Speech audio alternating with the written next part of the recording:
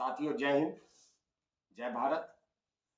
आज मैंने वादा किया था कि मैं अपना ये जो तिरंगा ध्वज है, तिरंगा झंडा, हम इसको अपने स्कूलों में फहराते हैं, ऑफिसों में फहराते हैं, लेकिन कई बार हमको इसके बांधने का तरीका नहीं पता होता। हंसी मजाक की वीडियो बहुत बन रहे थे।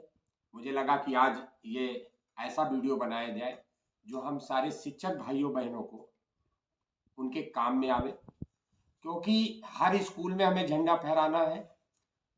3 हमारे राष्ट्रीय पर्व हैं, ऑफिसों में हमारे झंडे फहरते हैं, विद्यालयों में फहरते हैं। तो मैं झंडे को कैसे हमें बांधना है, बांधने का तरीका अगर हमको आ गया तो वो सारी प्रक्रिया मैं बहुत विस्तार में बताने वाला हूं। अगर वास्तव में आप सीखना चाहते हैं तो उसको विस्तार से सुनेंगे, देखेंगे। ये हमारा राष्ट्रीय ध्वज है। जब भी हम इसको रखेंगे तो इस तरीके से ये ध्वज हमारा अलमारी में सम्मान रखा जाना चाहिए। इसको लपेटा, गुड़िया दिया, ये नहीं करना चाहिए। अब बांधने का जो तरीका है, मैं दोस्तों, ये है तिरंगा। इस तिरंगे झंडे को तैयार करने के पहले हमें 2 काम करने हैं। एक, हमको एक अलग से डोरी लेनी है, एक डोरी जो कम से कम 2 मीटर की होगी, चलेगी। उसमें हम एक काम करते हैं, ये लूप दिख रहा है, ये लूप, इसको लूप तैयार करना है। झंडे के अंदर से हमको ये डोरी को डाल लेना है और इसको टचिंग कर देंगे कि जिससे डोरी इधर उधर न जाए। और बड़ा हिस्सा निकाल लेंगे एक तरफ, नीचे की तरफ, और ऊपर के हिस्से में ये लूप बना के डालना है। इतना काम पहला काम हमारा, बिना इसके काम अधूरा। कई बार हमको जो खादी ग्राम विभाग से हमको झंडे प्राप्त होते हैं, उसमें लकड़ी का एक मुट्ठा जैसा लगा होता है, वो भी चलेगा। मुझे पता होना चाहिए कि ये हिस्सा हमारा ऊपर का है, ये फाइनल है। अगर ये रहेगा तो कभी भी आप झंडा उल्टा नहीं टांगेंगे।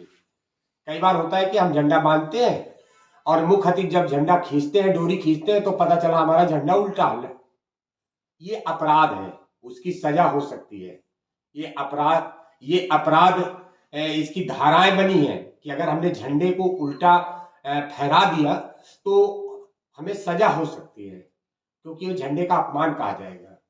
तो सबसे पहला काम, लूप बना के अंदर से एक डोरी अलग से तैयार करके रखना है, एक काम। दूसरा, झंडा हमारा फहराते समय साफ सुथरा हो, उसमें गंदगी ना हो। कई बार हम जब फूल बांधते हैं तो झंडे में जो सफेद वाला हिस्सा है उसमें दाग लग जाते हैं, तो वो साफ सुथरा रहे। आपकी तरफ से झंडा गंदा नहीं होना चाहिए, इसलिए नया झंडा ले सकते हैं। अब उसको लपेटेंगे कैसे, आप उधर देखिए। इस झंडे को सबसे पहले ऐसे फोल्ड करेंगे, आधा फोल्ड किया, थोड़ा सा पीछे और चलो। झंडे को आधा फोल्ड किया और नीचे इधर ये वाला हिस्सा हो गया। अब एक हिस्सा, ऊपर का हिस्सा, इसको ऊपर लाएंगे, इसके ऊपर, इधर से आ गया, और दूसरा हिस्सा इधर से इधर ऊपर आ गया। ये पोजीशन हो गई। और नीचे इसको हमने ऐसे पकड़ के अब इसको उल्टा कर देना है। अब आप देखेंगे कि एक हिस्सा ये है और दूसरा हिस्सा झंडे का इस तरफ से है, और बीच में ये, इधर दिखाइए थोड़ा नजदीक, बीच का हिस्सा ये है जहां पर हमें फूल डालने होते हैं, ये बीच का हिस्सा। अब इसको, अब करना क्या है, अब आपको पता है, ये भूलना नहीं है, क्योंकि जब फूल उल डाल के झंडे को लपेट देते हैं तब हम भूल जाते हैं कि हमारा केसरिया का हिस्सा कौन सा, ऊपर था कि नीचे था, कौन सी डोरी कहां बांधनी है। ये कंफ्यूजन नहीं रहेगा। कब नहीं रहेगा, जब आपको ने तय कर रखा है कि ये ऊपर का हिस्सा, ये लूप वाला हिस्सा ऊपर का है और ये डोरी नीचे की है, कभी भी कंफ्यूजन नहीं होगा। अंधेरे में आप झंडा बांधेंगे और जब फहरेगा तो वो सीधा फहरेगा। अब करना क्या है, इसको पकड़ो, इसको ऐसे कर लो।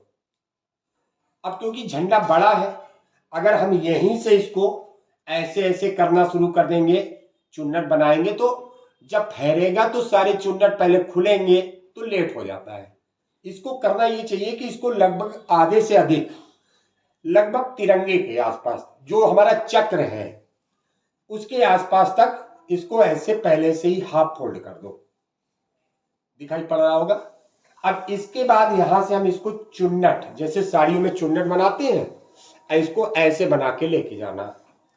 और जब यहां झंडा खत्म होने वाला हो तो उस जगह, मतलब जब ये नीचे वाला टाइट करके रखना, यहां तक लाने के बाद आपने यहाँ फूल डाल रखे हैं, नीचे से यहां से फूल पड़े हुए हैं, भरे हुए हैं, तो पहले से नहीं दाब देना, नहीं तो वो दाग पहले से बन जाएगा। अब यहां से इसको टाइट करके, आप टाइट रखना, इसको यहां से ऐसे करके रोल। अब ये कंडीशन तैयार। अब इसमें आपको पता है ना, अंधेरे में भी आप इसको फहरवा सकते हैं। ये जो लूप है, ये लूप, ये जो लुप्पी बनी हुई है, ये ऊपर का हिस्सा है केसरिया का, और ये जो बड़ी डोरी है वो नीचे का हिस्सा है। अब इसमें करना क्या है आपको? अब इसमें करना है ये कि जो हमारे पोल की जो डोरी है उसमें एक डोरी इसमें बांधेंगे और दूसरा हिस्सा इस पे बांधेंगे। अब इसको लपेटने की विधि आप देखो, इसको यहां से इस लपेटे हुए झंडे पर इस तरह से लपेटेंगे। दिखाई पड़ रहा होगा, थोड़ा नजदीक से दिखाओ।